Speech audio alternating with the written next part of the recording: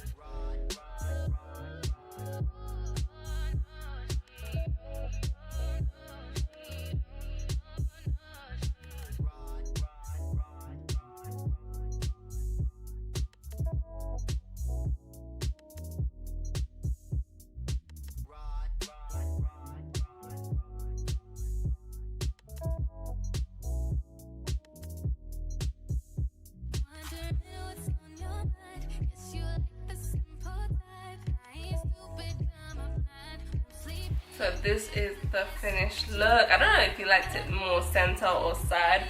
Please let me know. But this is so pretty. Like, I'm in love. I am in love. So yeah, if you like this video, please give me a thumbs up. Please don't forget to check out the hair.